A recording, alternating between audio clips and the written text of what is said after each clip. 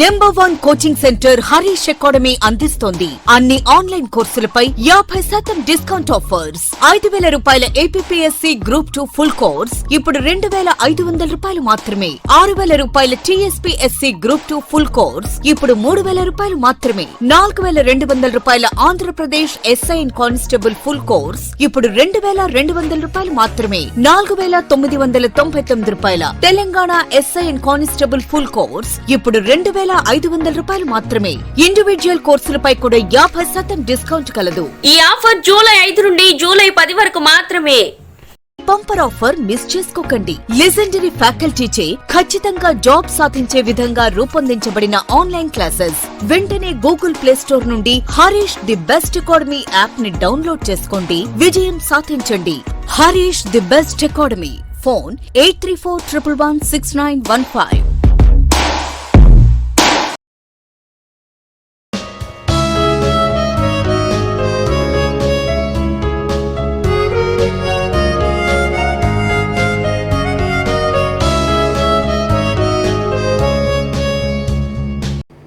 Hi friends, welcome to Harish academy. ఈరోజు వార్తలు నిలిచిన జాతీయ, అంతర్జాతీయ, రాష్ట్రీయ అంశాల గురించి, వార్తలు నిలిచిన వ్యక్తులు, అవార్డులు, పుస్తకాలు, మరి క్రీడా సంబంధిత సమాచారం, ఒక్కొక్క అంశాన్ని వివరంగా తెలుసుకుందాం. ఈరోజు మన ఫస్ట్ టాపిక్ వచ్చేసి ఉత్తరప్రదేశ్ రాష్ట్రానికి సంబంధించి. ఉత్తరప్రదేశ్ రాష్ట్రము ఈరోజు 2 అంశాలతో వార్తలు నిలిచింది. ఫస్ట్ టాపిక్ వచ్చేసి స్మృతి వాటికల నిర్మాణం, స్మృతి వాటికల ఏర్పాటు అని గుర్తుంచుకోండి, లేదంటే కోవిడ్ మెమోరియల్ అని గుర్తుంచుకోండి. అండ్ సెకండ్ టాపిక్ వచ్చేసి ఉత్తరప్రదేశ్ రాష్ట్ర ప్రభుత్వం ప్రారంభించిన చెట్లు నాటే కార్యక్రమం వన మహోత్సవ్. వన మహోత్సవ్, ఇటీవల వన మహోత్సవ్ పేరిట చెట్లు నాటే కార్యక్రమాన్ని ప్రారంభించిన రాష్ట్రం ఏది అంటే ఉత్తరప్రదేశ్ రాష్ట్రం అని గుర్తుంచుకోండి. ఇక్కడ ఫస్ట్ టాపిక్ ఏంటి? స్మృతి వాటికల నిర్మాణం అంటున్నాను. ఉత్తరప్రదేశ్ రాష్ట్ర ప్రభుత్వం, ఉత్తరప్రదేశ్ రాష్ట్ర ముఖ్యమంత్రి ప్రస్తుతం ఎవరు? యోగి ఆదిత్యనాథ్ గారు ఏమని చెప్పారంటే, ఉత్తరప్రదేశ్ రాష్ట్రంలోని ప్రతి జిల్లా పరిధిలోని గ్రామ పంచాయతీలు ఏవైతే ఉంటాయో, ఒక్క మాటలో చెప్పాలంటే రాష్ట్రంలోని ప్రతి గ్రామ పంచాయతీలో కూడా ఒక్కొక్క స్మృతి వాటికను నిర్మిస్తుందంట రాష్ట్ర ప్రభుత్వం. స్మృతి వాటిక అంటే ఏంటంటే Covid memorial. Covid memorial, memorial అంటేనే స్మారక నిర్మాణం అన్నట్టు. కోవిడ్ మెమోరియల్ అంటున్నాను. ఇక్కడ ఏంటి? ప్రతి గ్రామ పంచాయతీ పరిధిలో ఒక్కొక్క గ్రామ పంచాయతీలో ఒక్కొక్క స్మృతి వాటిక నిర్మాణం చేస్తోంది రాష్ట్ర ప్రభుత్వం అంటున్నాను. అంటే ఏంటంటే ఒక గ్రామ పంచాయతీని ప్రాతిపదికగా తీసుకొని ఆ గ్రామ పంచాయతీ పరిధిలో కరోనా విపత్కర పరిస్థితిలో, కరోనా కారణంగా ఎవరైతే మరణించారో వారందరి జ్ఞాపకార్థం కూడా ఒక ప్రత్యేకమైన స్మారక నిర్మాణాన్ని నిర్మిస్తున్న రాష్ట్రంగా ఈరోజు ఉత్తరప్రదేశ్ రాష్ట్రం వార్తలు నిలిచింది. చాలా ఇంపార్టెంట్, గుర్తుంచుకోండి. ఇటీవల ఏ రాష్ట్ర ప్రభుత్వము కరోనా కారణంగా మరణించిన వారి జ్ఞాపకార్థము రాష్ట్రంలోని ప్రతి గ్రామ పంచాయతీ పరిధిలో ఒక్కొక్క గ్రామ పంచాయతీలో ఒక్కొక్క స్మృతి వాటిక నిర్మాణం లేదంటే కోవిడ్ మెమోరియల్ ని నిర్మిస్తున్నట్టుగా వార్తలు ఇచ్చిన రాష్ట్రం ఏదంటే ఉత్తరప్రదేశ్ రాష్ట్రం అని గుర్తుంచుకోండి.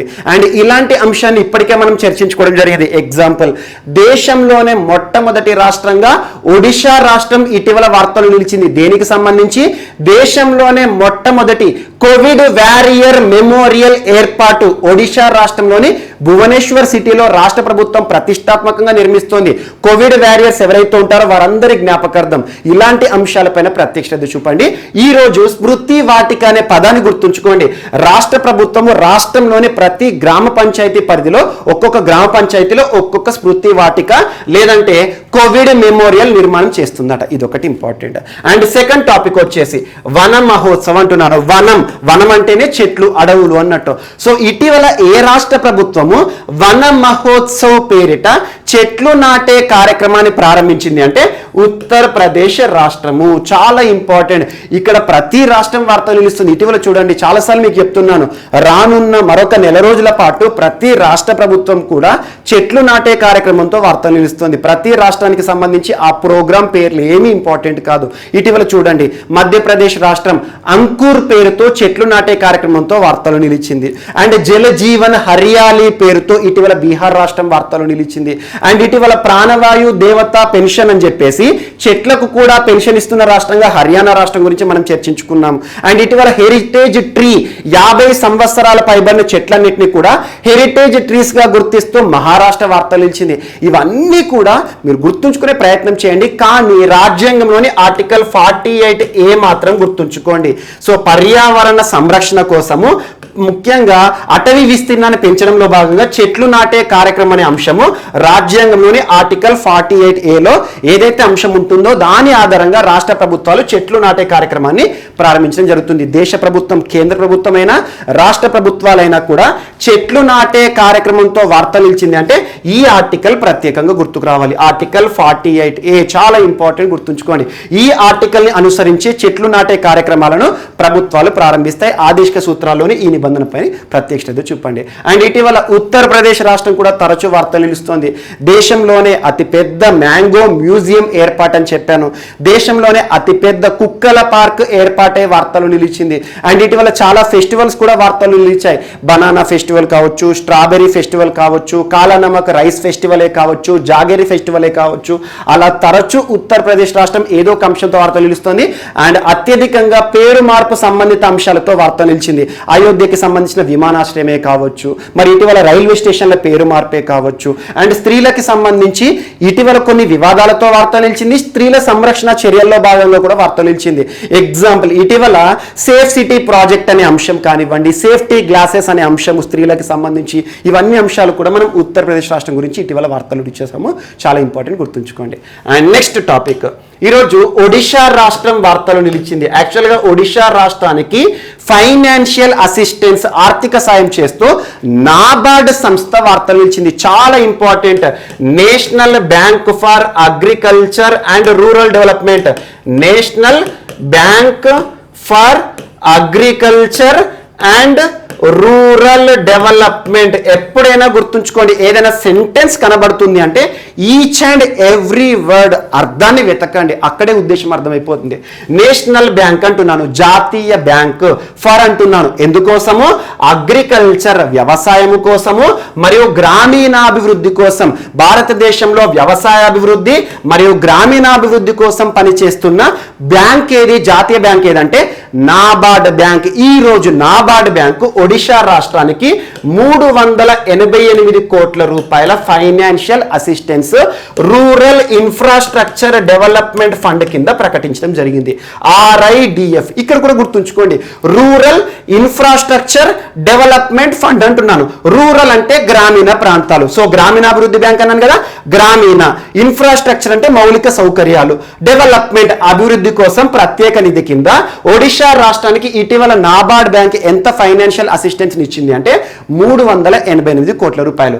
ఈ నిధులతో రాష్ట్ర ప్రభుత్వం ఏం చేస్తుంది అంటే గ్రామీణ ప్రాంతాలు, దాదాపు 20 గ్రామీణ ప్రాంతాల్లో రోడ్ల నిర్మాణాన్ని అంటే గ్రామీణ ప్రాంతాల్లో రోడ్ల నిర్మాణ బాధ్యతలు చేపడుతుంది రాష్ట్ర ప్రభుత్వం.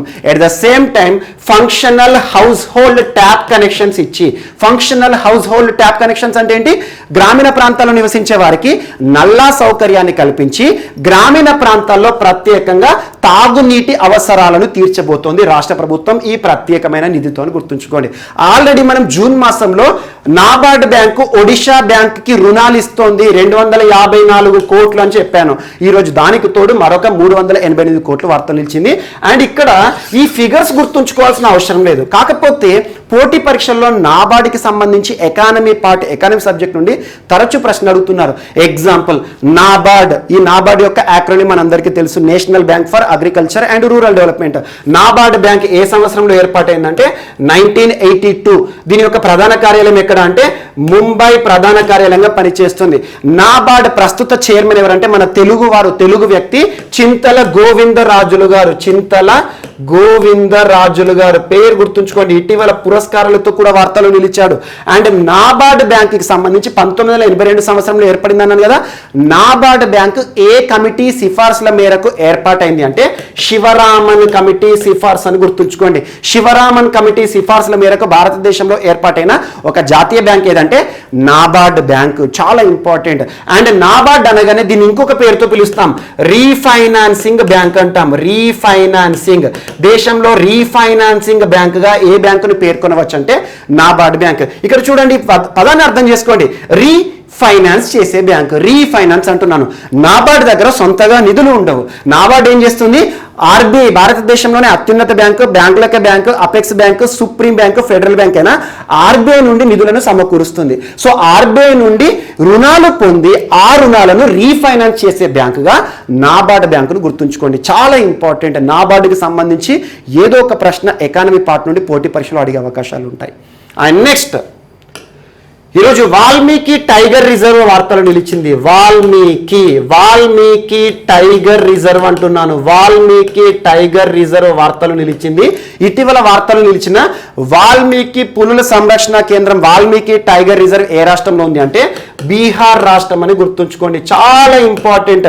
బీహార్ రాష్ట్రానికి సంబంధించి వాల్మీకి టైగర్ రిజర్వ్ ఎందుకు వార్తలు నిలిచింది అంటే ఈ వాల్మీకి టైగర్ రిజర్వ్లో ఇటీవల 150 వల్చర్స్ ఆనవాలను గుర్తించింది ప్రభుత్వం, అంటే ఫారెస్ట్ డిపార్ట్మెంట్ వారు. 150 వల్చర్స్ అంటున్నాను. వల్చర్స్ అంటే మనం రాబందులు, గద్దలు అంటాం కదా. సో 150 వల్చర్స్ ఆనవాలు అంటే మామూలు విషయం కాదు. దాదాపు 150 ఈ రాబందులకు సంబంధించి వల్చర్స్ ఆనవాలు కనబడగానే ప్రభుత్వం ఏం చేస్తుందంటే ఈ వాల్మీకి టైగర్ రిజర్వ్ ప్రాంతాన్ని వల్చర్స్ కోసం ప్రత్యేక కన్జర్వేషన్, ప్రత్యేక సంరక్షణ కేంద్రంగా మార్చబోతోంది. చాలా ఇంపార్టెంట్. ఇటీవల వల్చర్స్ ఆనవాలకి సంబంధించి 150 వల్చర్స్ కనిపించి వార్తలు నిలిచిన వాల్మీకి టైగర్ రిజర్వ్ ఏ రాష్ట్రం అంటే బీహార్ రాష్ట్రం అని గుర్తుంచుకోండి. మనందరికీ తెలుసు వల్చర్స్ ఎక్కువగా tropical and sub tropic regions లో మాత్రమే కనబడతాయి. ప్రపంచవ్యాప్తంగా 22 రకాల వల్చర్స్ ఉన్నాయి. అందులో భారతదేశంలో 9 రకాల వల్చర్స్ మాత్రమే ఉన్నాయి. ప్రస్తుతం వల్చర్స్ అన్ని కూడా ఎక్స్టింక్ట్ దశకు వచ్చేసినాయి, అంతరించిపోవడానికి రెడీగా ఉన్నాయి. దానికి కారణం ఆంథ్రోపోజెనిక్ యాక్టివిటీస్. ఆంథ్రోపో అంటే మానవుడు చేసే కార్యకలాపాలు. ఎగ్జాంపుల్ చూడండి, విద్యుత్ వైర్లకు చిక్కుకొని చాలా వరకు కూడా వల్చర్స్ మరణించడం జరిగింది. ఇటీవల న్యాయస్థానాలు కూడా వల్చర్ సంరక్షణ సంబంధించి విద్యుత్ వైర్లు ఏవైతే ఉంటాయో వాటన్నిటిని కూడా అండర్ గ్రౌండ్ నుండి కూడా వేయొచ్చు కదా, ఇలాంటి సంరక్షణ చర్యలు చేయొచ్చు కదా అని చెప్పేసి రాష్ట్ర ప్రభుత్వాలను ఆదేశించింది. రాజస్థాన్ రాష్ట్రం వార్తలు నిలిచింది. అండ్ వల్చర్కి సంబంధించి మానవుడు చేసిన తప్పిదం ఏంటంటే డైక్లోఫినాక్ సి లేదా డైక్లోఫినాక్ సోడియం అని గుర్తుంచుకోండి. డైక్లోఫినాక్ సోడియం చాలా ఇంపార్టెంట్. ఇది అనాల్జెసిక్. యాక్చువల్గా అనాల్జెసిక్ అంటే ఏంటంటే పెయిన్ రిలీవర్. మనిషి లోపల ఏదైనా గాయమైందనుకోండి, గాయాలు అయినప్పుడు ఆ గాయం నుండి విముక్తి పొందడానికి వాడే డ్రగ్స్ ఏమంటామంటే మనం అనాల్జెసిక్ డ్రగ్స్ అంటాం. అనాల్జెసిక్ అంటే పెయిన్ కిల్లర్స్ అన్నట్టు. సో డైక్లోఫినాక్ ఏదైతే ఉంటుందో దీన్ని మానవుడు దుర్వినియోగం చేశాడు, పశువుల పైన దుర్వినియోగం చేశాడు, వాటి యొక్క పాల యొక్క సామర్థ్యాన్ని పెంచడానికి. అలా సో అలా ఈ డైక్లోఫినాక్ సోడియం ఏదైతే ఉంటుందో భారతదేశంలో ఈ రాబందులు ఏవైతే ఉంటాయో వాటి యొక్క జనాభా అంతరించిపోవడానికి కారణమైన డ్రగ్. ఈ ప్రశ్నను చాలా సార్లు అడిగారు పోటీ పరీక్షల్లో. సో రాబందుల జనాభా అంతరించిపోవడానికి కారణమైన డ్రగ్ పేరు ఏంటంటే డైక్లోఫినాక్ సోడియం లేదా డైక్లోఫినాక్ సి అని గుర్తుంచుకోండి, చాలా ఇంపార్టెంట్. అలాంటి రాబందులు, అంతరించిపోతున్న రాబందులు ఏవైతే ఉంటాయో వాటికి సంబంధించి షెడ్యూల్ 1, షెడ్యూల్ 4లో గుర్తించింది భారత ప్రభుత్వము వన్యప్రాణి సంరక్షణ చట్టము, వైల్డ్ లైఫ్ ప్రొటెక్షన్ యాక్ట్. అలాంటి వల్చర్స్ సంబంధించి ఈరోజు ప్రత్యేకంగా 150 వల్చర్స్ ఆనవాళ్ళను గుర్తించింది బీహార్కి సంబంధించి. ఏ టైగర్ రిజర్వ్ లో? వాల్మీకి టైగర్ రిజర్వ్ అని గుర్తుంచుకోండి. అండ్ బీహార్ రాష్ట్రంలో చాలా రిజర్వ్స్ ఉన్నాయి ప్రత్యేకంగా, పక్షులకి సంబంధించి సంరక్షణే కావచ్చు, కొన్ని గుర్తుంచుకోండి. ఎగ్జాంపుల్ కైమూర్ రిజర్వ్ ఏ రాష్ట్రంలో ఉంది అంటారు? కైమూర్ కానివ్వండి, కన్వార్ కానివ్వండి, రాజ్గిర్ కన్జర్వేషన్, రాజ్గిర్ రిజర్వ్ ఎక్కడ ఉంది అంటారు? రాజ్గిర్, కైమూర్, కన్వర్ అండ్ బింబా రిజర్వ్ కానివ్వండి. And Vikramshila gangetic dolphin conservation కానివ్వండి. విక్రమశిల అనగానే బీహార్ రాష్ట్రం గుర్తుకు రావాలి. And Gautama Buddha conservation reserve ఏ రాష్ట్రంలో ఉంది అంటారు? సో ఇలాంటి కన్జర్వేషన్ రిజర్వ్స్ ఏవైనా ముఖ్యంగా నేషనల్ పార్క్సే కానివ్వండి, టైగర్ రిజర్వ్సే కానివ్వండి వార్తలు నుంచి అంటే ఖచ్చితంగా చూడండి. ఇటీవల వార్తలు ఇచ్చిన గుండి నేషనల్ పార్క్ ఏ రాష్ట్రంలో ఉంది అంటే రెప్టైల్స్ కి సంబంధించి తమిళనాడు రాష్ట్రంలో ఉంది. సో అలా వీటిపైన ప్రత్యేక ప్రశ్నలు పోటీ పరీక్షలు అడుగుతారు. ఈ రోజు మాత్రం వాల్మీకి టైగర్ రిజర్వ్ గుర్తుంచుకోండి. ఇక్కడ బీహార్ రాష్ట్రం వార్తలు ఇచ్చింది కాబట్టి బీహార్ రాష్ట్రంలో ప్రముఖమైన కొన్ని సంరక్షణ కేంద్రాల పేర్లను చెప్పడం జరిగింది. అండ్ ఇక్కడ వల్చర్స్ వార్తలు ఇచ్చాయి కాబట్టి ప్రస్తుతం భారతదేశంలో ఉన్న 9 రకాల వల్చర్స్ పేర్లు ఏవైతే ఉంటే ఇక్కడ డిస్ప్లే చేయడం జరిగింది. అంటే వల్చర్స్ రాబందుల్లో కూడా రకరకాలుగా ఉంటాయి అన్నట్టు. అందులో ఫస్ట్ వచ్చేసి oriental white backed vulture. Oriental white backed vulture ప్రస్తుతం క్రిటికల్లీ ఎండేంజర్డ్ కేటగిరీలో ఉంది. IUCN కేటగిరీ అంటాం, international union for conservation of nature and natural resources. చాలా ఇంపార్టెంట్. రెడ్ డాటా బుక్ లేదా అంతరించిపోతున్న జీవజాతులకి సంబంధించి ప్రత్యేకంగా జాబితాను విడుదల చేసింది. అందులో క్రిటికల్లీ ఎండేంజర్ లో ఉంది ప్రస్తుతం భారతదేశంలో కనిపించే 9 రకాల వల్చర్స్ లో ఇదొకటి. అండ్ దాని యొక్క శాస్త్రీయ నామాలు గుర్తుంచుకోండి లేకపోతే అవసరం లేదు. బట్ ఈ 9 రకాలు ఏవైతే ఉంటాయో ఇండియాలో ఉన్నాయి కాబట్టి చెప్పడం జరుగుతుంది. సో గిబ్స్ బెంగాలెన్సిస్ అనేది first type. And slender build vulture Gibbs టునోరిస్టిస్ అని చెప్పేసి గిబ్స్ టునోరిసిస్ అనేది ఇటీవల వార్తలు ఇచ్చింది ఏంటంటే వల్చర్ అని గుర్తుంచుకోండి. ఇది కూడా క్రిటికల్లీ ఎండేంజర్ లో ఉంది. అండ్ లాంగ్ బిల్డ్ వల్చర్ యొక్క సైంటిఫిక్ నేమ్ ఏంటంటే గిబ్స్ ఇండికస్. ఇది కూడా క్రిటికల్లీ ఎండేంజర్, అంతరించిపోవడానికి రెడీగా ఉంది. అండ్ ఈజిప్షియన్ వల్చర్ ప్రత్యేకమైంది. దీని యొక్క సైంటిఫిక్ నేమ్ ఏంటంటే నియోఫ్రాన్ పర్సెనోప్టెరస్ అని చెప్పేసి దీని యొక్క శాస్త్రీయ నామం ఉంటుంది. ఎండేంజర్డ్ కేటగిరీలో ఉంది. ఈ శాస్త్రీయ నామాలు ఇవన్నీ కూడా అవసరం లేదు. సో మనం గుర్తుంచుకోవాల్సినవి చాలా ఉంటాయి కాబట్టి అంత పెద్దగా అవసరం లేదు. జస్ట్ నార్మల్ పేర్లు చూడండి. రెడ్ హెడెడ్ వల్చర్ అంటే ఎర్రగా ఉంటుంది అన్నట్టు తల, అదొక వల్చర్ ఇండియాలో కనబడుతుంది. అండ్ ఇండియన్ జిఫ్రాన్ వల్చర్ లీస్ట్ కన్సర్న్ కేటగిరీలో ఉంది. హిమాలయన్ జిఫ్రాన్ పెద్దగా ఉంటుంది, పెద్ద సైజులో ఉంటుంది. ముఖ్యంగా మాంగోలియా ఉంటుంది కదా, మాంగోలియన్ వల్చర్స్ లాగానే ఉంటుంది. మాంగోలియా మనకు చెంగిస్ ఖాన్ ఉంటారు కదా, ఎప్పుడైనా మాంగోలియాకి సంబంధించి చెంగిస్ ఖాన్ ఇమేజ్ టైప్ చేయండి, అక్కడ వల్చర్స్ కనబడుతూ ఉంటాయి. సేమ్ అలాగే ఉంటుంది. అండ్ సినెరోస్ వల్చర్ సో ప్రత్యేకమైంది. అండ్ నెక్స్ట్ బియర్డ్ వల్చర్ అని గుర్తుంచుకోండి. 9 రకాల వల్చర్స్ ప్రస్తుతం భారతదేశంలో ఉన్న వల్చర్స్. ప్రపంచవ్యాప్తంగా 22 రకాల వల్చర్స్ ఉన్నాయి. అందులో 9 ఇండియాలో చూడడం జరుగుతుంది. 9 రకాలు. ఇందులో చాలా వరకు కూడా అంతరించిపోయినాయి కూడా, ఇదొకటి important. And earth's garbage cleaners అంటారు వల్చర్స్ ని. ఎర్త్స్ గార్బేజ్ క్లీనర్స్ అంటున్నాను. గార్బేజ్ అంటే చెత్త అన్నట్టు. ముఖ్యంగా ఏవైనా జీవజాతి మరణించింది అనుకోండి, జీవజాతి ఒకప్పుడు ఊళ్ళలో గమనించేవారు. ఎక్కడైనా ఒక శవం కానివ్వండి, ఏదైనా అవశేషాలు కనిపించినట్టు దాని చుట్టూ కూడా గద్దలు ఊగేవన్నట్టు, అంటే ఆ గద్దలు మొత్తం కూడా ఆ ప్రాంతాలు తిరిగేవన్నట్టు. సో అలా ఏదైనా శవాలు కానివ్వండి, చనిపోయిన జంతువుల కళేబరాలు ఉంటాయి కదా, వాటిని తినేటివి అన్నట్టు. ఆ రకంగా ఎర్త్ని శుభ్రం చేసేవి ఈ వల్చర్స్ అని గుర్తుంచుకోండి. అండ్ నెక్స్ట్ ఈరోజు ఇస్రో వార్తలు నిలిచింది. ఇటీవల ఇస్రో ఒక కాన్సెంట్ ఇచ్చింది, ఇస్రో అప్రూవల్ ఇచ్చింది కేంద్ర ప్రభుత్వానికి సంబంధించి. Parliamentary committee on education. Parliament లో చాలా కమిటీస్ ఉంటాయి. ఎడ్యుకేషన్ కి సంబంధించి ఒక పార్లమెంటరీ కమిటీ ఉంటుంది. ఆ పార్లమెంటరీ కమిటీకి ఇస్రో కన్సెంట్ ఇచ్చింది, అప్రూవల్ ఇచ్చింది. దేనికి సంబంధించి అంటే శాటిలైట్ టీవీ క్లాస్ రూమ్స్ గుర్తుంచుకోండి. శాటిలైట్ ఆధారంగా టీవీ సౌకర్యాలు ఏవైతే ఉంటాయి, ముఖ్యంగా శాటిలైట్ టెక్నాలజీ ద్వారా ప్రస్తుతం మనందరము చూస్తున్నాం. ఈ కరోనా విపత్కర పరిస్థితిలో విద్యా వ్యవస్థ మొత్తం స్తంభించిపోయింది. ఫస్ట్ వేవ్ కంటే సెకండ్ వేవ్ చాలా దారుణంగా ఉంది. సో విద్యా వ్యవస్థ దెబ్బతిన్నది కాబట్టి ఇలాంటి పరిస్థితుల్లో ఆన్లైన్ ఎడ్యుకేషన్ పైనే ఆధారపడే అవసరం ఉంది. కాబట్టి ఆన్లైన్ ఎడ్యుకేషన్లో భాగంగా ప్రత్యేకంగా శాటిలైట్ టెక్నాలజీ ఏదైతే ఉంటుందో, ఎగ్జాంపుల్ ఇన్సాట్ కానివ్వండి, ఇవన్నిటికి కూడా శాటిలైట్ టెక్నాలజీ అంటేనే ఎవరికి సంబంధించిన అధికారం ఉంటుంది? ఇస్రోకి సంబంధించి. సో భారతదేశంలో ఆన్లైన్ ఎడ్యుకేషన్కి ఉపయోగపడాలి అంటే శాటిలైట్ టెక్నాలజీ కావాలి. అలాంటి శాటిలైట్ టెక్నాలజీ లేదా శాటిలైట్ టీవీ క్లాస్ రూమ్స్ లో భాగంగా ఇస్రో ఈరోజు పార్లమెంటరీ కమిటీ ఆన్ ఎడ్యుకేషన్ కి అప్రూవల్ ఇచ్చింది. సో ఆన్లైన్ ఎడ్యుకేషన్ లో భాగంగా శాటిలైట్ టెక్నాలజీకి సంబంధించిన రైట్స్ కూడా రాష్ట్రాలకు మరియు కేంద్ర ప్రభుత్వానికి బదిలీ చేస్తామని చెప్పేసి ఇస్రో చేసిన ప్రకటన వార్తలు నిలిచింది. ఏం లేదు, పెద్ద ఇంపార్టెంట్ టాపిక్ ఏం కాదు. ముఖ్యంగా ఆన్లైన్ ఎడ్యుకేషన్ దృష్టిలో ఉంచుకొని ప్రస్తుతం శాటిలైట్ టెక్నాలజీ పైన ఆధారపడే ఉద్దేశంలో భాగంగా శాటిలైట్ రైట్స్ కి సంబంధించి రాష్ట్రాలకు అధికారాలు ఇచ్చింది లేదా హక్కులను ఇచ్చింది ఇస్రో అని గుర్తుంచుకోండి. సో ఇప్పుడు ఇస్రోకి సంబంధించిన ఇన్సాట్ కానివ్వండి, శాటిలైట్ ఆధారంగా ముఖ్యంగా మనం ఏంటంటే ఆన్లైన్ ఎడ్యుకేషన్ సంబంధించి ప్రత్యేక టీవీ ఛానల్స్ పనిచేస్తాయి అన్నట్టు. ఇది ఒకటి గుర్తుంచుకోండి. శాటిలైట్ టీవీ క్లాస్ రూమ్స్ అని గుర్తుంచుకోండి. అండ్ నెక్స్ట్ ఈరోజు వార్తలు నిలిచిన national crop insurance week. National crop insurance అనే పదం అర్థం చేయండి. ఆపరేటివ్కి ఏమవుతుంది? ఇక్కడ బీమా అంటున్నాను, బీమా. సో ఇన్సూరెన్స్ అనే పదం వార్తలు ఇచ్చిందంటే బీమా. మనందరికీ తెలుసు దేశవ్యాప్తంగా కూడా ప్రస్తుతం అమలవుతున్న క్రాప్ ఇన్సూరెన్స్ ప్రోగ్రామ్ ప్రధానమంత్రి ఫసల్ బీమా యోజన. చాలా ఇంపార్టెంట్. ప్రధానమంత్రి ఫసల్ బీమా యోజన పంటకి సంబంధించి బీమా సౌకర్యాలు కల్పిస్తోంది. ప్రస్తుతం భారతదేశంలో 29.16 crore బెనిఫిషరీస్ ఉన్నారు. ప్రధానమంత్రి ఫసల్ బీమా యోజన ప్రోగ్రామ్ ని భారత ప్రభుత్వం 2016 సంవత్సరంలో ప్రారంభించింది. National agriculture insurance scheme NAIS అని గుర్తుంచుకోండి. నేషనల్ అప్పటి వరకు దేశంలో అమలవుతున్న బీమా కార్యక్రమాలు ఏంటంటే అగ్రికల్చర్ సంబంధించి national agriculture insurance scheme and modified national agriculture insurance scheme, ఈ రెండు ఎగ్జిస్టింగ్ స్కీమ్స్ ని మర్జ్ చేసి భారత ప్రభుత్వము ప్రధానమంత్రి ఫసల్ బీమా యోజన ప్రోగ్రామ్ ని తీసుకొచ్చింది. క్రాప్ ఇన్సూరెన్స్ ప్రోగ్రామ్ అన్ని రకాల పంటలకు బీమా సౌకర్యాలు కల్పిస్తుంది. ప్రస్తుతం ఈ బెనిఫిషరీస్ ఎంతమంది? 29.16 కోట్ల మంది దేశంలో ఉన్నారు. అలాంటి క్రాప్ ఇన్సూరెన్స్ కి సంబంధించి అవగాహన కల్పించాలని చెప్పేసి కేంద్ర ప్రభుత్వం అంటేనే క్రాప్ అంటున్నాను, మినిస్ట్రీ ఆఫ్ అగ్రికల్చర్. సో ప్రస్తుతం ఎవరు మనకు ministry of agriculture Narendra Singh Tomar గారు ఈ క్రాప్ ఇన్సూరెన్స్ వీక్ ని ప్రారంభించారు. జూలై 1వ తేదీ నుండి జూలై 7వ తేదీ వరకు క్రాప్ ఇన్సూరెన్స్ కి సంబంధించి ప్రత్యేక అవగాహన కార్యక్రమాలను కేంద్ర ప్రభుత్వం ప్రజల్లోకి తీసుకొస్తుందని గుర్తుంచుకోండి.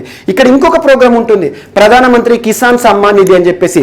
పంట వేసే ముందేమో రైతుకు పెట్టుబడి సాయం ప్రధానమంత్రి కిసాన్ సమ్మాన్ నిధి, అండ్ పంట వేసిన తర్వాత అనుకోని నష్టం వచ్చింది అనుకోండి, ప్రకృతి విపత్తుల కారణంగా కానివ్వండి, ఏదైనా వైపరీత్యం సంబంధించి పంట నష్టం జరిగింది అనుకోండి, నష్టం జరిగిన పంటకు రైతుకు బెనిఫిషియరీ ఇవ్వడానికి బీమా సౌకర్యాలను ప్రభిస్తుంది. దాన్ని ప్రధానమంత్రి ఫసల్ బీమా యోజన అంటాం. చాలా important. So national crop insurance week ఏ తేదీల మధ్యలో అమల్లోకి వచ్చింది అంటే జూలై 1 నుండి జూలై 7 వరకు, 1 వీక్ అన్నట్టు, వీక్ అంటున్నాను ఇక్కడ. క్రాప్ ఇన్సూరెన్స్ సంబంధించి అవగాహన కార్యక్రమాలను భారత ప్రభుత్వం ప్రజల్లోకి తీసుకెళ్తుంది. అండ్ నెక్స్ట్ ఈరోజు రాష్ట్రీయ అంశాల్లో భాగంగా తెలంగాణ రాష్ట్రం వార్తలు నిలిచింది. చాలా ఇంపార్టెంట్. తెలంగాణ రాష్ట్ర ముఖ్యమంత్రి ప్రస్తుతం సిరిసిల్ల పర్యటనలో ఉన్నారు. సిరిసిల్ల జిల్లా, రాజన్న సిరిసిల్ల జిల్లా ఉంది కదా, అక్కడ కొన్ని అభివృద్ధి కార్యక్రమాలకు సంబంధించి ప్రారంభోత్సవం చేస్తున్నారు. అందులో ఒకటి డబుల్ బెడ్రూమ్ ఇల్లు. సో డబుల్ బెడ్రూమ్ ఇళ్ళకి సంబంధించి ఈరోజు గృహ ప్రవేశం కూడా చేయడం జరిగింది. కేసీఆర్ గారు బెనిఫిషియరీ ఎవరుతుంటారో, లబ్ధిదారులు ఎవరుతుంటారో వారితో పాటు. అండ్ అన్నిటికంటే ఇంపార్టెంట్ సిరిసిల్లలోని మండేపల్లి. సో మండేపల్లి చాలా ఇంపార్టెంట్. మండేపల్లిలో నిర్మితమైన టైడ్ అని గుర్తుంచుకోండి. TIDE Telangana institute for driving education. Telangana institute for driving education ప్రత్యేకత ఏంటంటే తెలంగాణ రాష్ట్రంలోనే మొట్టమొదటి అంతర్జాతీయ డ్రైవింగ్ శిక్షణ కేంద్రం. తెలంగాణ రాష్ట్రంలోనే మొట్టమొదటి అంతర్జాతీయ డ్రైవింగ్ శిక్షణ కేంద్రం ఏ జిల్లాలో ఉంది అంటే రాజన్న సిరిసిల్ల మండపల్లి అని గుర్తుంచుకోండి. చాలా ఇంపార్టెంట్. రాష్ట్రంలో మొదటిది, దేశంలో 11వది, సౌత్ ఇండియాలో 4th international driving school. Driving అంటే ఏంటంటే అన్ని రకాల వాహనాలకు సంబంధించి శిక్షణ ఇస్తుంది. ప్రభుత్వం దాదాపు 24 కోట్ల రూపాయలతో మండపల్లి వద్ద, సిరిసిల్ల జిల్లాలోని మండపల్లి వద్ద ఈ ఇంటర్నేషనల్ డ్రైవింగ్ స్కూల్ ని నిర్మితం చేసింది. సో టైడ్ అని గుర్తుంచుకోండి, Telangana institute for driving education. దానిని కూడా ఈరోజు రాష్ట్ర ముఖ్యమంత్రి ప్రారంభించడం జరిగింది. ఇది మాత్రం చాలా ఇంపార్టెంట్, పోటీ పరీక్షలు అడుగుతారు. తెలంగాణ రాష్ట్రంలోనే మొట్టమొదటి ఇంటర్నేషనల్ అంతర్జాతీయ డ్రైవింగ్ స్కూల్ ఎక్కడ అంటే సిరిసిల్ల జిల్లా మండపల్లి అని గుర్తుంచుకోండి. దేశంలో ఇది 11వది, సౌత్ ఇండియాలో 4thది. అట్ ద సేమ్ టైం ఎంత మొత్తంలో ప్రభుత్వం దీనిపైన ఖర్చు చేసింది, ప్రభుత్వానికి సంబంధించిన సంస్థ శిక్షణ ప్రభుత్వం నేర్పిస్తుంది అన్నట్టు డ్రైవింగ్ శిక్షణ. సో అలా 24 కోట్లు దీనిపైన వెచ్చించింది రాష్ట్ర ప్రభుత్వాన్ని గుర్తుంచుకోండి. అండ్ నెక్స్ట్ ఈరోజు వార్తల్లో వ్యక్తులు.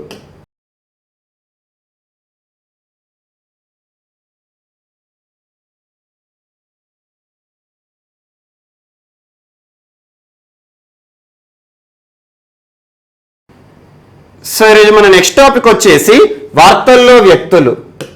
ఈరోజు వార్తల్లో నిలిచిన ఫస్ట్ పర్సన్ పుష్కర్ సింగ్ ధామీ గారు. పుష్కర్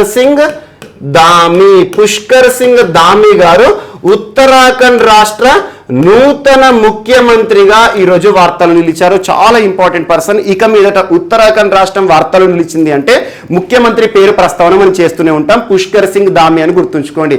ఉత్తరాఖండ్ రాష్ట్ర నూతన ముఖ్యమంత్రి పుష్కర్ సింగ్ ధామీ గారు. ఎవరి స్థానంలో తను ముఖ్యమంత్రిగా ఈరోజు వార్తలు ఇచ్చారు? ఇప్పటి వరకు ఉత్తరాఖండ్ రాష్ట్రంలో ముఖ్యమంత్రిగా విధులు నిర్వర్తించి నిన్నటి రోజున రాజీనామా చేసిన వ్యక్తి పేరు ఏంటి అంటారు?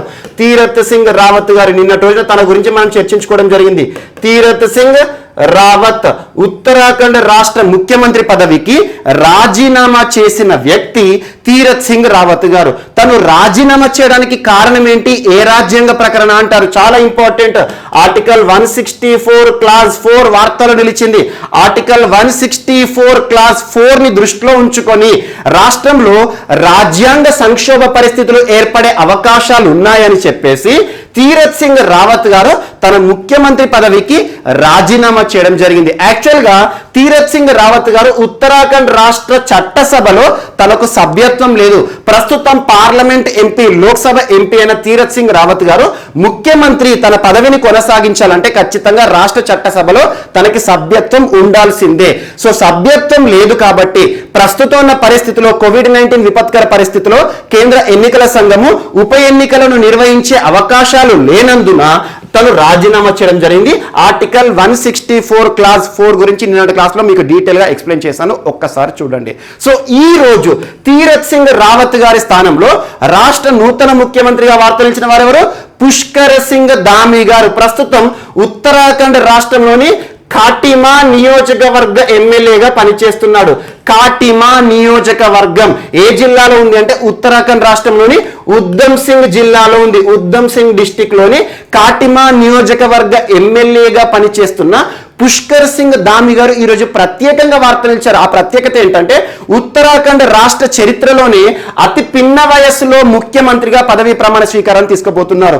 అతి పిన్న వయస్సు అంటే ఏంటంటే తనకు ప్రస్తుతం 45 ఇయర్స్, 45 సంవత్సరాల వయస్సులో ఉత్తరాఖండ్ రాష్ట్ర ముఖ్యమంత్రిగా, నూతన ముఖ్యమంత్రిగా వార్తలు ఇచ్చారు పుష్కర్ సింగ్ ధామీ అని గుర్తుంచుకోండి.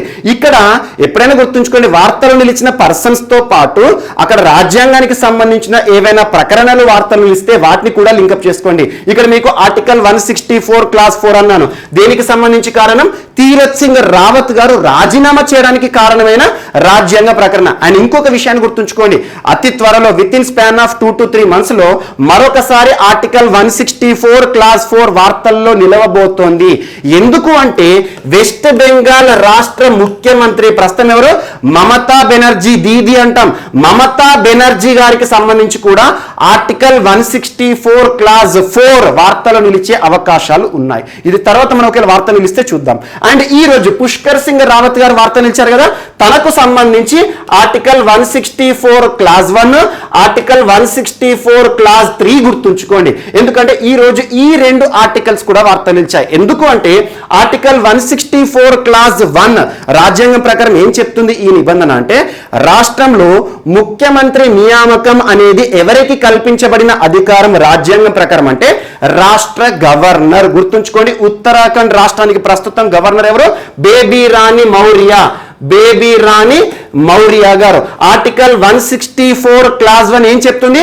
రాష్ట్రంలో ముఖ్యమంత్రి నియామకం అనేది ఎవరి అధికారము?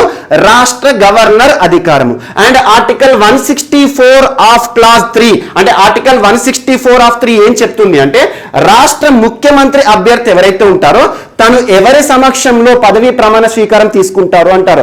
సో ఉత్తరాఖండ్ రాష్ట్రం కదా, సో ఎప్పుడైనా గుర్తుంచుకోండి, ముఖ్యమంత్రి ప్రమాణ స్వీకార కార్యక్రమం అనేది ఎవరి సమక్షంలో అంటే రాష్ట్ర గవర్నర్ సమక్షంలో అకార్డింగ్ టు ఆర్టికల్ 164 క్లాజ్ 3. ఈ రోజు ముఖ్యమంత్రి పదవీ ప్రమాణ స్వీకారం పుష్కర్ సింగ్ ధామీ గారికి సంబంధించి ఈ ఆర్టికల్ కూడా వార్త నిలిచింది.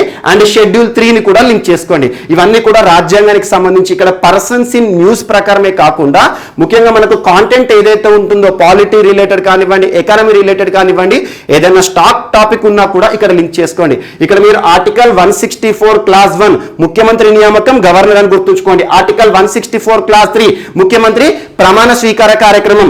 ఆర్టికల్ 164 క్లాజ్ 4 నిన్న రాజీనామా చేసిన తీరత్ సింగ్ రావత్ గారికి కారణమైన ఆర్టికల్. ఇవన్నీ కూడా లింక్ చేసుకొని పాలిటీలో చూడండి. పాలిటీలో ఇలాంటి అంశాలపైన ప్రశ్నలు అడుగుతారు. ఈరోజు ఒక టాపిక్ ఎలివేట్ అయింది కాబట్టి ఈ పార్ట్ నుండి మనకు క్వశ్చన్స్ అడిగే అవకాశాలు ఉంటాయి. అండ్ నెక్స్ట్ ఈరోజు వార్తలు నిలిచిన ఎన్ వేణుధర్ రెడ్డి గారు. ఎన్ వేణుధర్ రెడ్డి, పేరు గుర్తుంచుకోండి, ఎన్ వేణుధర్ రెడ్డి గారు ఆల్ ఇండియా రేడియో ఉంటుంది కదా, సో ప్రభుత్వానికి సంబంధించి ఆల్ ఇండియా రేడియో ఏదైతే ఉంటుందో ఈ సంస్థకి నూతన డైరెక్టర్ జనరల్ గా నియమితులై ఇటీవల వార్తలు నిలిచారు. అండ్ 1980s క్యాడర్ 1980 దశకం ఏదైతే ఉంటుందో ఆ సంవత్సరాల్లో తను ఐఏఎస్ అధికారి, ఇండియన్ ఇన్ఫర్మేషన్ సర్వీస్ అంటాం మనం, సివిల్స్ లో చాలా ఉంటాయి, రకరకాల పోస్టులు ఉంటాయి. సో సివిల్స్ అధికారాన్ని గుర్తుంచుకోండి. సో ఐఏఎస్ అధికారి, సీనియర్ ఐఏఎస్ అధికారి ఎన్ వేణుధర్ రెడ్డి గారిని భారత ప్రభుత్వము ఆల్ ఇండియా రేడియోకి నూతన డైరెక్టర్ జనరల్ గా నియమిస్తూ ఉత్తర్వులను జారీ చేసింది. నూతన డైరెక్టర్ జనరల్ లేదా director of all India radio ఎవరంటారు, నేరుగా గుర్తుంచుకోండి, N Venudhar Reddy. And all India radio అనేది ప్రభుత్వానికి సంబంధించి కాబట్టి ఏ మంత్రిత్వ శాఖ పరిధిలోని అంశము, ముఖ్యంగా సమాచారానికి సంబంధించి, ఇన్ఫర్మేషన్ సంబంధించి అంటే ministry of information and broadcasting. Ministry of information and broadcasting అంటే కేంద్ర ప్రసార మంత్రిత్వ శాఖ అంటాం. ప్రస్తుతం ప్రకాష్ జవదేకర్ గారు మంత్రిగా విధులు నిర్వర్తిస్తున్నారు. సో ఇన్ఫర్మేషన్ రిలేటెడ్ టాపిక్ ఇది. సో ఆల్ ఇండియా రేడియో నూతన డైరెక్టర్ జనరల్ గా ఎన్ వేణుధర్ రెడ్డి గారు వార్తలించారు. ఆల్ ఇండియా రేడియో సంస్థ 1936 ఇయర్ లో ఎస్టాబ్లిష్డ్, అంటే 1936 సంవత్సరంలో ఏర్పాటైన సంస్థ, న్యూఢిల్లీ ప్రధాన కార్యాలయంగా పనిచేస్తున్న సంస్థ అని గుర్తుంచుకోండి, సరిపోతుంది. అండ్ నెక్స్ట్ ఈరోజు మరియప్పన్ తంగవేలు గారు వార్తలు నిలిచారు. మరియప్పన్ తంగవేలు పేరు గుర్తుంచుకోండి, చాలా మందికి సుపరిచితులు. నాట్ ఓన్లీ ఇండియాకి మాత్రమే పరిమితమైన వ్యక్తి కాకుండా ప్రపంచవ్యాప్తంగా సుపరిచితులైన వ్యక్తి, పారా ఒలింపియన్ క్రీడాకారుడు. పారా ఒలింపియన్ అంటే ఏంటంటే దివ్యాంగులకు సంబంధించి ఒలింపిక్స్ క్రీడలు ముగియనే పారాలింపిక్స్ స్టార్ట్ అవుతాయి. సో పారాలింపిక్స్ అంటే ఏంటంటే ముఖ్యంగా దివ్యాంగులకు సంబంధించిన ఒలింపిక్స్ అన్నట్టు. సో ఈ సంవత్సరం పారాలింపిక్స్ ఏవైతే ఉంటాయి, ఒలింపిక్స్ ముగియనే ప్రారంభమవుతాయి కదా, ఆల్మోస్ట్ ఆగస్టు 24th కు పారాలింపిక్స్ ప్రారంభమవుతాయి. అదే జూలై 23rd కేమో మనకు ఒలింపిక్స్ మెయిన్ ఈవెంట్స్ స్టార్ట్ అవుతాయి. సో పారాలింపిక్స్ ఏదైతే దివ్యాంగులకు సంబంధించిన ఒలింపిక్ గేమ్స్ ఏవైతే ఉంటాయో పారాలింపిక్స్ లో భారతదేశానికి పతాక అధికారి అంటున్నాను. పతాక అధికారి అంటే ఫ్లాగ్ ని చేతిలో పట్టుకొని ఇండియా కంటింజెంట్ ఉంటుంది కదా, అంటే ఇండియాకి సంబంధించిన క్రీడాకారులు ఎవరైతే పారాలింపిక్స్ లో అర్హత సాధించారో వారందరినీ ముందుండి నడపబోతున్నారు అన్నట్టు. ఇట్లాంటి అంశాన్ని ఇటీవల మనం చర్చించుకున్నాం. ముఖ్యంగా మనకు భారతదేశానికి సంబంధించి పివి సింధు గారు. సో పివి సింధు గారు ఎవరు? ప్రముఖ బ్యాడ్మింటన్ క్రీడాకారిణి, ఒలింపిక్స్ లో పతాక అధికారి, ఒలింపిక్స్ లో ఫ్లాగ్ హోల్డర్ గా వార్తలు ఇచ్చారు. పతాక అధికారి అని గుర్తుంచుకోండి. ఆల్మోస్ట్ లాస్ట్ వీక్ మనం చూసాము. ఒలింపిక్స్ పతాక అధికారి, టోక్యో ఒలింపిక్స్ కి సంబంధించి భారత పతాక అధికారిగా వార్తలు ఇచ్చారు పివి సింధు అని చెప్పాను. సేమ్ ఒలింపిక్స్ లో పివి సింధు గారు ఎలాగైతే ఇండియన్ నేషనల్ ఫ్లాగ్ ని చేత పట్టుకుని మన క్రీడాకారులందరినీ కూడా ముందుండి నడిపిస్తారు, ముందు రోజు ఎగ్జిబిషన్ లాగా ఉంటుంది. అలా పారాలింపిక్స్ క్రీడకి సంబంధించి మరియప్పన్ తంగవేలు యాక్చువల్ గా తను స్వర్ణ పతక విజేత. 2016 సంవత్సరం రియో ఒలింపిక్స్, రియో చాలా ఇంపార్టెంట్, బ్రెజిల్ లో ముగిసిన ఒలింపిక్స్ ఉంటాయి కదా పారాలింపిక్స్, రియో పారాలింపిక్స్ లో స్వర్ణ పతాకాన్ని గెలుచుకున్న ఇండియన్ అథ్లెట్ హై జంపర్ అని గుర్తుంచుకోండి. తమిళనాడు రాష్ట్రం సేలం జిల్లాకు చెందిన మరియప్పన్ తంగవేలు గారి ప్రతిభను గుర్తించి, తన యొక్క క్రీడా ప్రతిభను గుర్తించి భారత ప్రభుత్వము రాజీవ్ ఖేల్ రత్న పురస్కారాన్ని కూడా ఇవ్వడం జరిగింది. చాలా ఇంపార్టెంట్. ఈసారి డిఫెండర్, స్వర్ణ పతాక విజేత, Paralympics and high jumper Indian athlete Mariyappan Thangavelu గారు రానున్న పారాలింపిక్స్, దివ్యాంగులకు సంబంధించిన ఒలింపిక్స్ ఏవైతే ఉంటాయో ఇండియన్ క్రీడాకారులు ఉంటారు కదా, పారాలింపిక్స్ అర్హత సాధించిన క్రీడాకారులు, వారందరినీ ముందుండి నడిపించబోతున్నాడు. పతాక అధికారిగా ఈ రోజు వార్తలించారని గుర్తుంచుకోండి, చాలా ఇంపార్టెంట్. మరియప్పన్ తంగవేలేమో పారాలింపిక్స్, మనకు పివి సింధు అనగానేమో ఇండియాకి సంబంధించి ఒలింపిక్స్ పతాక అధికారాన్ని గుర్తుంచుకోండి. వన్ ఆఫ్ ద పతాక అధికారి ఇటీవల పివి సింధు గారు వార్తలు నిలిచారు. అండ్ నెక్స్ట్ ఈరోజు వార్తలు నిలిచిన ఎంపీ జబీర్ గారు. ఎంపీ జబీర్ చాలా ఇంపార్టెంట్. ఎంపీ జబీర్ యాక్చువల్ గా ఇండియన్ నేవీకి సంబంధించిన అధికారి, ఇండియన్ నేవల్ ఆఫీసర్, భారత నేవీలో అధికారిగా పనిచేస్తున్న ఎంపీ జబీర్ ఈరోజు మొట్టమొదటి భారతీయుడిగా వార్తలు నిలిచాడు. ఫస్ట్ ఇండియన్, మొట్టమొదటి భారతీయుడు ఒలింపిక్స్ కి అర్హత సాధించి వార్తలు నిలిచారు. ఒలింపిక్స్ అర్హతకి సంబంధించి మొట్టమొదటి భారతీయుడు అంటున్నాను. ఏ క్రీడకి సంబంధించి అంటే 400 మీటర్స్ హడిల్స్ అని గుర్తుంచుకోండి. హడిల్స్ అంటే ఏంటంటే రన్నింగ్ అన్నట్టు. So 400 metres category, 400 metres hurdles లో ఇప్పటి వరకు ఈ విభాగంలో భారతదేశం నుండి ఏ ఒక్క వ్యక్తి కూడా అర్హత పొందలేదు. అలాంటిది 400 మీటర్స్ హడిల్స్ లో మొట్టమొదటి భారతీయుడిగా ఎంపీ జబీర్, ఇండియన్ నేవీలో అధికారిగా పనిచేస్తున్న ఒక వ్యక్తి అర్హత సాధించి వార్త నిలిచారు. మొట్టమొదటి 400 మీటర్స్ హడిల్స్ లో అర్హత పొందిన, ఒలింపిక్ క్రీడల్లో అర్హత పొందిన భారతీయ క్రీడాకారుడు ఎవరు, హడిల్స్ అథ్లెట్ ఎవరు అంటే మనకు ఎంపీ జబీర్ అని గుర్తుంచుకోండి. తను ఇండియన్ నేవల్ ఆఫీసర్ అని గుర్తుంచుకోండి, సరిపోతుంది. అండ్ ఒలింపిక్స్ కి అర్హత సాధించిన మొట్టమొదటి భారతీయులు ఇటీవల ఏ విభాగానికి సంబంధించిన వారైనా ప్రత్యేకంగా చూడండి. చాలా విభాగాలు ఉంటాయి, కొన్ని వందల విభాగాలు ఉంటాయి ఒలింపిక్స్ అంటేనే. సో అలా కొన్ని విభాగాలకు ఈ సంవత్సరమే భారతదేశం అర్హత సాధించడం జరిగింది. అలాంటి అంశాల్లో తను ఉన్నాడు. 400 మీటర్స్ హడిల్ అని గుర్తుంచుకోండి. అండ్ నెక్స్ట్, ఈరోజు మనా పటేల్ మొట్టమొదటి ఇండియన్ గా వార్తలు నిలిచారు. మనా పటేల్ ఫస్ట్ ఇండియన్. తను కూడా ఒలింపిక్స్ కి సంబంధించి ఒలింపిక్స్ లో అర్హత సాధించిన, ఒలింపిక్స్ అంటే ఏంటి, రానున్న టోక్యో ఒలింపిక్స్ జూలై 23 కి ప్రారంభమవుతాయి కదా. సో జూలై 23 లో ఏదైతే ఒలింపిక్స్ ప్రారంభమవుతాయో టోక్యో వేదిక, జపాన్ వేదికగా, అందులో భారతదేశం నుండి అర్హత సాధించిన మనా పటేల్ ప్రత్యేకత ఏంటంటే తను స్విమ్మర్.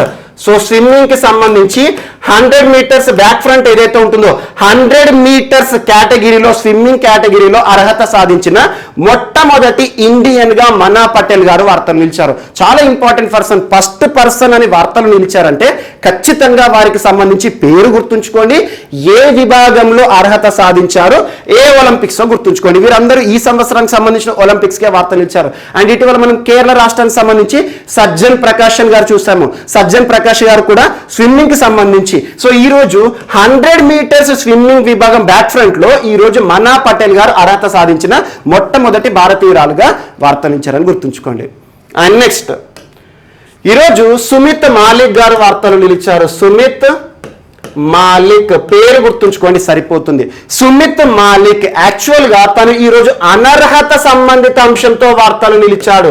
సో వేటు పడ్డ క్రీడాకారుడు అంటున్నాను, అనర్హత. అందరేమో అర్హత సాధిస్తూ వార్తలు నిలిస్తే ఒక పథకం తనని ఎక్స్పెక్ట్ చేశాం. యాక్చువల్ గా సుమిత్ మాలిక్ ఒక గొప్ప రెజ్లర్. మనకు భారతదేశంలో రెజ్లింగ్ కి సంబంధించి చాలా మంది ప్రతిభ కలిగిన ఆటగాళ్ళు ఉన్నారు. అందులో ఒకరు సుమిత్ మాలిక్ గారు.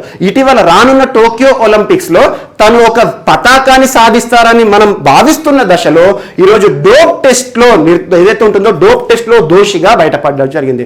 డోప్ టెస్ట్ అంటాం. డోపింగ్ అంటే ఏంటంటే ఉత్ప్రేరకాలు ఉంటాయి కదా. ఒక క్రీడాకారుడు ముఖ్యంగా క్యాటలిస్ట్, ఉత్ప్రేరకాలు అంటే శక్తిని పెంచడానికి, మన సామర్థ్యానికి మించిన శక్తిని ఇచ్చే కొన్ని డ్రగ్స్ తీసుకుంటారు. ఈరోజు MHA అనే డ్రగ్ వార్తలు నిలిచింది. మిథైల్ హెగ్జామైన్ అన్నట్టు. MHA అంటే మిథైల్ హెగ్జామైన్. ఇది ఒక డ్రగ్ అన్నట్టు, ఒక ఉత్ప్రేరకం. ఇది తీసుకుంటే ఏమవుతుందంటే ఒక క్రీడాకారికి తన న్యాచురల్ శక్తి కంటే ఎక్కువ సామర్థ్యం వస్తుంది అన్నట్టు, శక్తిని మించిన సామర్థ్యం. అందుకే క్యాటలిస్ట్ అంటున్నాను, ఉత్ప్రేరకాలు అంటున్నాం. ఎప్పుడైనా క్రీడలకి సంబంధించి డ్రగ్స్ ఏవైతే ఉంటాయో క్రీడాకారులు తీసుకోకూడదు. ఎందుకంటే న్యాచురల్ గా ఉండే శక్తి కంటే ఆర్టిఫిషియల్ శక్తి పొందితే ఎవరైనా పథకాలు సాధిస్తారు. అలా క్రీడల విషయంలో డోపింగ్ అనేది ఉంటుంది. వరల్డ్ విషయానికి వస్తే వరల్డ్ యాంటీ డోపింగ్ ఏజెన్సీ ఉంటుంది. భారతదేశం విషయానికి వస్తే నేషనల్ యాంటీ డోపింగ్ ఏజెన్సీ ఉంటుంది. ఇటీవల MHA డ్రగ్ తీసుకున్నట్టుగా సుమిత్ మాలిక్ ప్రూవ్ అయ్యారు. తన యొక్క శాంపుల్స్ ఉంటాయి కదా, యూరిన్ శాంపుల్స్, బ్లడ్ శాంపుల్స్ తీసుకుంటారు. ఆ శాంపుల్స్ లో ఇటీవల సుమిత్ మాలిక్ గారు MHA డ్రగ్ ఉత్ప్రేరకాన్ని తీసుకున్నారని ప్రూఫ్ అయింది. సో రానున్న 2 సంవత్సరాల పాటు ఇక మీదట రెజ్లింగ్ కి తను దూరం కాబోతున్నాడు. 125 kgs లో అద్భుతమైన కేటగిరీ, అద్భుతమైన ప్రతిభ కలిగిన సుమిత్ మాలిక్ రానున్న టోక్యో ఒలింపిక్స్ లో కూడా పార్టిసిపేట్ చేయలేడని గుర్తుంచుకోండి. 2 సంవత్సరాల పాటు నిషేధాన్ని ఎదుర్కొని ఇటీవల వార్త నిలిచిన భారతదేశ ప్రముఖ రెజ్లర్ ఎవరంటే సుమిత్ మాలిక్ అని గుర్తుంచుకొని తను తీసుకున్న డ్రగ్ ఏది అంటే మనకు MHA. ఇలాంటి డ్రగ్స్ గురించి, డోపింగ్ టెస్ట్ లో బయటపడ్డ క్రీడాకారుల గురించి ఇటీవల తరచు మనం చూస్తున్నాం. ఇండియాకి సంబంధించి ఫస్ట్ విమెన్ క్రికెటర్ కూడా ఇటీవల వార్తలు నిలిచారు. సో ఏ డ్రగ్ తో వార్తలు నిలిచారో తన పేరేంటి గుర్తుంచుకుంటే సరిపోతుంది. అండ్ నెక్స్ట్, ఈరోజు ఎం ప్రసన్నన్ గారు వార్తలు నిలిచారు. ప్రసన్నన్ పేరు గుర్తుంచుకోండి సరిపోతుంది. ప్రసన్నన్ యాక్చువల్గా ప్రసన్నన్ గారు 1970s 1970 దశకంలో అద్భుతమైన ఫుట్బాల్ ఆటగాడు, ఫుట్బాల్ దిగ్గజం అని గుర్తుంచుకోండి.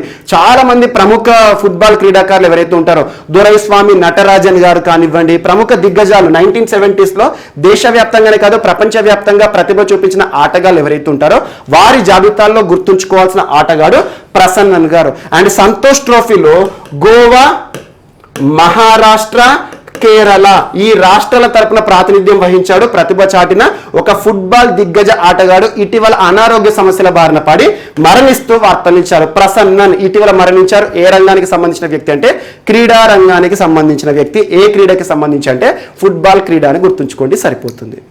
అండ్ నెక్స్ట్ ఈరోజు క్రీడలకు సంబంధించి మరొక అంశం వార్త నిలిచింది. Ministry of sports.